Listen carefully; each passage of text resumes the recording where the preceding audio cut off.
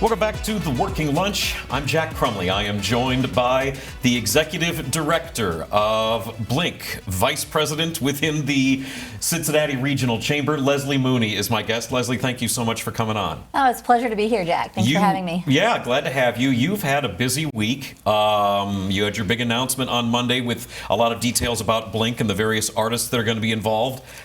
How is all the planning going? Oh my gosh. Well, it's going great, first of all. We are, I think, a little ahead of things. Obviously, this being our fifth Blink and now nearly 10 years since the very first one in 2017. Things moving along. We are in what I've been calling fondly and then some in property permission season, if you will. Oh, and so, sure. It took us quite a few, with over 800 artist submissions back as, it started last summer, really, and into the fall.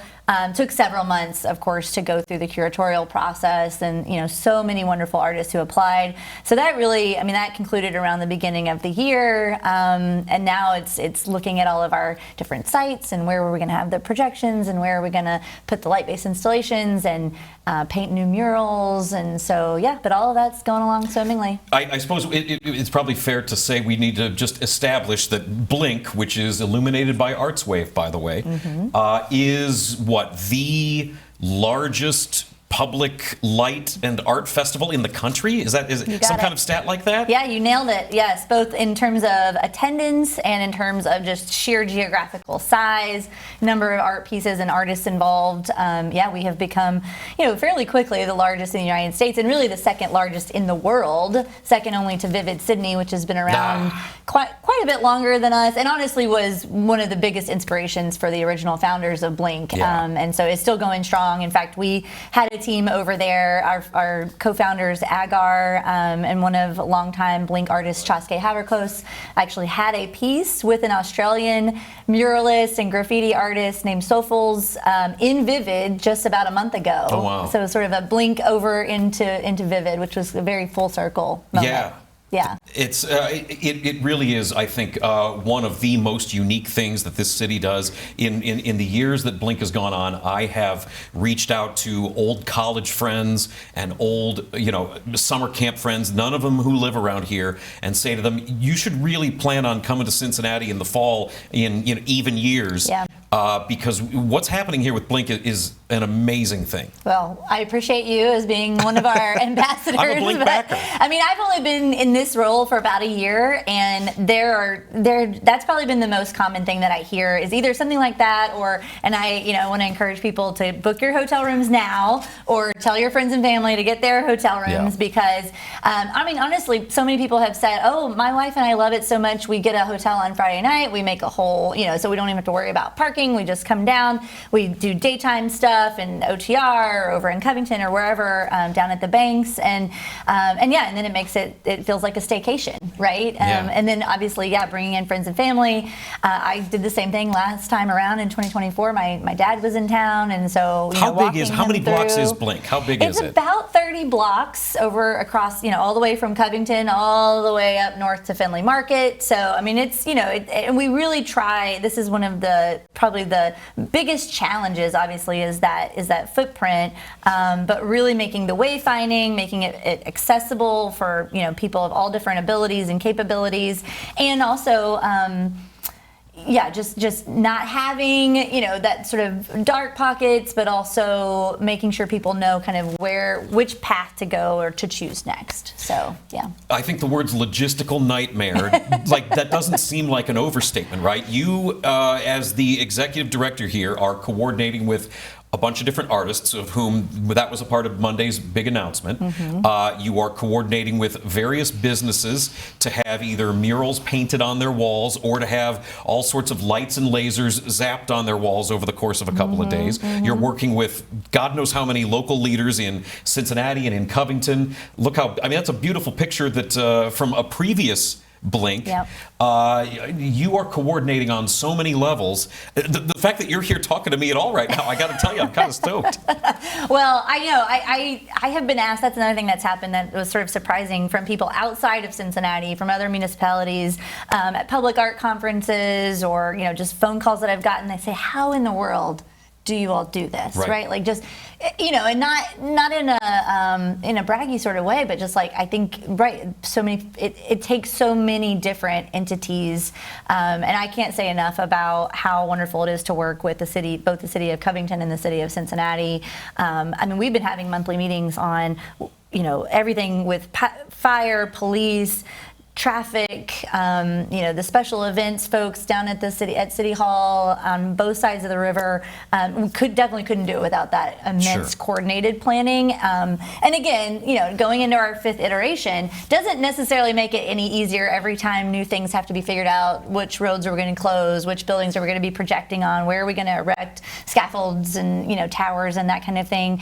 But it absolutely has to be, and that's what I tell everybody. And I don't, necessarily have an easy way for other municipalities to replicate it, other than to say you have to have the buy-in and you have to have the big thinking, the big picture thinking, and frankly the audacity to sort of say, like, we're going to do this huge thing that takes also considerable amount of resources. Right. Like, there's no bones about it. It's a free public art event, which is incredible, and also something that is so difficult to replicate, but it's certainly not free to put on, right? Like, it costs millions of dollars to bring in the projection equipment, and all the labor that it takes, and to pay the artists, which we're super proud of, local artists, international, national artists. They're all getting paid to have their work in Blink, and so we spend a lot of time also trying to coordinate the resources to get all that done. Do you get, when you're talking about trying to get people to buy in and the audacity of these big asks, I mean, you probably get some people that own buildings right in the heart of what you're looking to do that say, I don't really feel like having all these lights shined on my building. Very rarely, and honestly, the only time it seems to really happen is if it's folks that don't live in Cincinnati and haven't necessarily seen a Blink. It is really difficult to get to. I have found that, like, to articulate what it is to someone that's never been here, even with the video, and we have such fantastic now, especially having 4 of these before, like video content and photography. But how it is for anybody that's been here, and you feel that energy, and that's the biggest reason why I wanted to take on this role, and why I love Blink and have been a Blink fan, is because I am a huge cheerleader for this city, for this region, and to have something that showcases our city, that showcases our artists and our architecture in this way on such an international stage is just, I mean, it's huge. And so it's, as far as like that's been probably another big surprise to me, is how many people want to be on the Blink footprint. Property owners, developers, like they reach out maybe even more, or certainly as much as artists do, that want to be a part of, in the lead up, in the kind of off years, people say, how can I get a projection on my building? How can we get a mural painted on it? Like, so I think for those that are local, that are really kind of in it and have seen it and see the vibrancy of it, it's for the most part, 95% easy ask. Well, if you know, right? I mean, and especially after those first couple, it started, Luminosity was just some projection mapping onto Music Hall in like 2013. It started, and then it turned into a citywide thing, and the chamber sort of taking the helm on things, which I think is an interesting part of this event. This is, again, a big public art event that runs multiple nights in the city. It's all totally free. But your work specifically being at the chamber, and the coordination with all sorts of businesses that see an economic impact of this. It's art, so there's a cultural impact, there's a civic impact of families and people finding connection and meaning, and I can get into all sorts of philosophical nonsense about art. But also, because this is a business show, the chamber's involvement and businesses and the economic impact of this thing. Not just what you said with millions in spending to bring stuff here, but when people come and they go to a bar or a restaurant, and all the other money that gets spent, out of towners coming into hotels. It's a tremendous economic impact. Yes. In fact, the one I just heard the other day, that one of the local bars downtown, which is one of our oldest, maybe the oldest bar in downtown, remarked to our organizer in 2024 that the 2024 Blink actually saved that bar. like the that? foot traffic that it drove there. And so, I mean, that, not to be hyperbolic at all, because we know it also, every time there's a large event downtown, there's also some logistics that have to be worked out to make sure that people can get here and get into our bars and restaurants and all that kind of good stuff. But listen, I mean, I would say just like South by Southwest has become such a boon to Austin in so many ways, that's what we hope to continue to see and build on for Blink. And so I've been, my message to whether it's going to talk to the Over the Rhine Chamber or going to meet NKY and the Covington businesses is lean in, you know what I mean? Like, you don't necessarily, like, I have my favorite example from 2024 was at Colette, which is a restaurant in OTR. A really nice French place that's just right here by Washington Park. That's right. And you might think like, oh, okay, well, the people coming down for Blink probably don't want to stop into Colette and have an hour and a half meal necessarily, or maybe they do, but the brilliant thing that the chef there, Danny Combs, did was come out, recognizing that, right? Came out onto the street because there was, they're basically right off of Washington Park, and so there's all this foot traffic, so many people down there, and he's literally using a blowtorch in his hand to do like gourmet hot chocolates, and roasting marshmallows. So it almost like he basically put on a show and capitalizing on these millions of people that are just, walking in front of his business that wouldn't necessarily have known about it or come down specifically to eat that night, and a very limited menu of gourmet grilled cheeses and whatever else it was. But I think that's the type of thing that I'm encouraging of. I would love to see more of, and so it's a rising tide lifts all boats, and that's really what we're all about. And so so the fact that it lives at the Chamber, to me, makes perfect sense when you put it in those terms. And it was $205 million worth of economic impact in 2024. And so, and what are the different sort of spending categories we're talking about on that? So some of that is direct spending, right? Of the money that we're putting in, local labor. We hire a ton of local labor to help with erecting all of the projectors and the scaffolds and the light-based installations and all that kind of stuff. And but then a lot of it is the indirect of what the folks that are coming in or just coming downtown from the suburban areas are spending, right? So they're spending in the restaurants, they're spending in stores, to park, to stay in our hotels. I mean, I think another maybe lesser known statistic, but one I think is super impressive and one we want to continue to grow on, is the occupancy rate in the downtown hotels in Cincinnati on the Friday and Saturday nights are 85% or better, or they were in 2024, which is about 25% better than they are in an off Blink year on the same weekend. Does that make sense? Absolutely. So we're seeing a delta already. We would love to get that to 100%, make it like a home Bengals game, where all the downtown hotels are sold out. And so we've been doing a lot of work in that regard too. And so partnering with CVG, partnering with some of their, airlines like British Airways, who's increased their direct flights from London to Cincinnati, with Delta, with our partners at Visit Cincy and Meet NKY, to say this is a reason to come to Cincinnati. It's the largest in the United States, second largest in the world. And we're going to beat those Aussies soon too on this. That's right. Because it's important. It's a competition. Don't blink. We are going to take a break. When we get back, we're going to talk about the announcement from this week, what's going to be different about Blink in 2026, and more with Leslie Mooney coming up. You're watching The Working Lunch on The Crown. Stick around.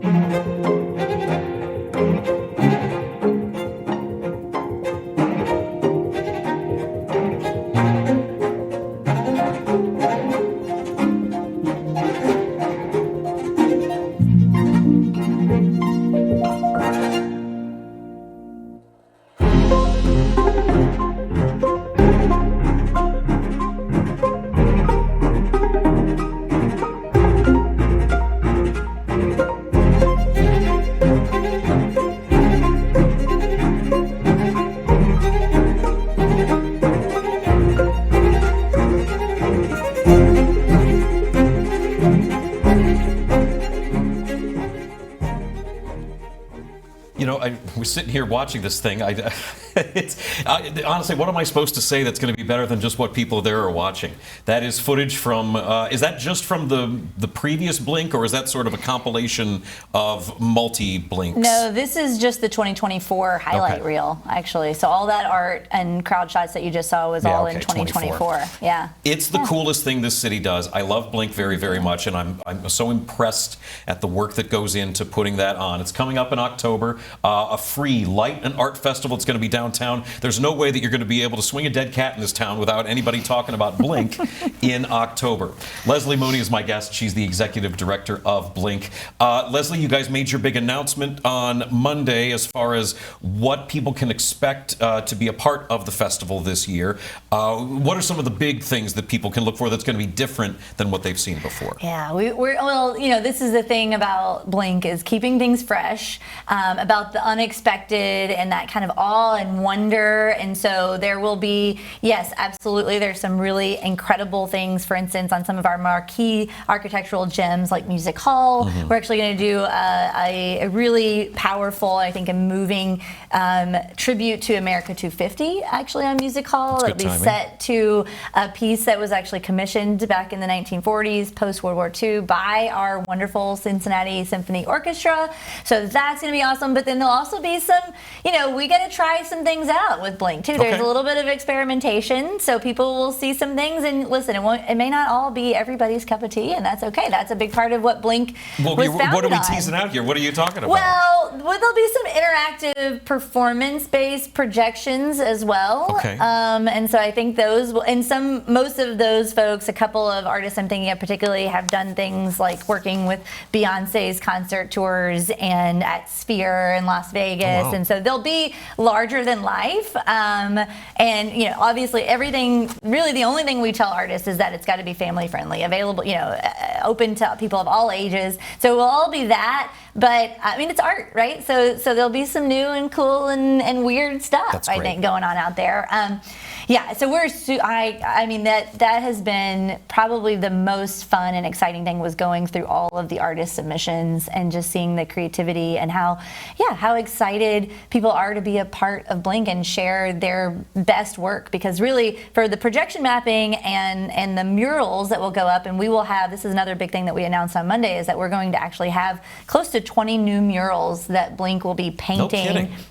Yes, and some of the best international muralists from everywhere will come into Cincinnati to paint this gallery. And we've been building many murals have been added. I think it's almost 80 murals in the Findlay Market area. But this year, we'll actually be adding about 10 new murals in Covington as well. So these kind of Blink leave-behinds, if you will, that will continue to enliven the Covington streets long after the 4-day festival has gone, is something that we're really excited to debut in 2026 as well. You talk about all those different artists that are involved in this. What is the process for that? Are you guys have fill out a form on our website to apply, or are you going out and meeting and pitching light experts on how to blast lasers at a building? Well, we do a mix of both. I mean, there's a lot of going out and talking to artists to try to make sure that people know about it. First of all, again, it's a worldwide open call, so it's making those connections. Which, again, now that we've built up the reputation, that it was much more like that, right, in the earliest days. Yeah. But now that we have the reputation, there are a lot of people that just find us and kind of know to be